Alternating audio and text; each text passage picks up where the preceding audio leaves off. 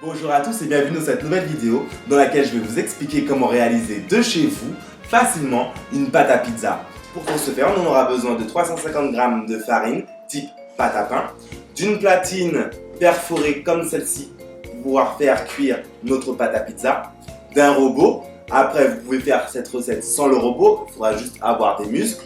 On aura besoin de 2 cuillères à café de sel, d'un sachet de levure boulangère. Alors pour la levure boulangère, vous prenez celle que vous voulez, traditionnelle ou l'express. Ça va dépendre du temps que vous avez pour la laisser pousser. Et on aura aussi besoin de 3 cuillères à soupe d'huile d'olive. Vous avez tous les ingrédients? Allez, c'est parti, on cuisine. Pour commencer la recette de la pâte à pizza, nous allons mettre la farine dans le bol du robot pâtissier. Puis nous allons ajouter successivement le sel, la levure boulangère et l'huile d'olive.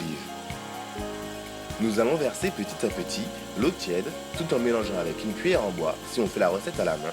Et comme moi, vous pouvez utiliser le pétrin de votre robot pâtissier. Nous allons remuer longuement jusqu'à obtention d'une pâte qui se détache du bol du robot pâtissier. Si vous faites la recette avec votre robot pâtissier, il suffira de laisser en vitesse 1 ou 2 pendant 10 minutes.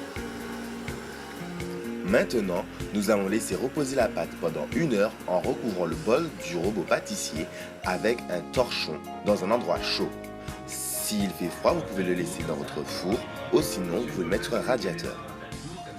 Après le temps de repos, nous allons déposer de la farine sur notre plan de travail et y déposer la pâte à pizza. Et travailler la pâte comme on travaillerait une pâte à pain. Façonnez votre pizza aux dimensions de votre plaque à four où l'idéal c'est de déposer la pâte sur du papier de cuisson et après je vous laisse agrémenter votre pizza au gré de vos envies ou de vos restes dans le frigo. Préchauffez votre four à 220 degrés, thermostat 6 ou 7. Épluchez les oignons et les émincez en fines lamelles. Dans une poêle, faire chauffer l'huile d'olive puis ajouter les oignons ainsi qu'une pincée de sel fin. Cuire le tout à couvert pendant 10 minutes en mélangeant régulièrement et rectifier ensuite l'assaisonnement.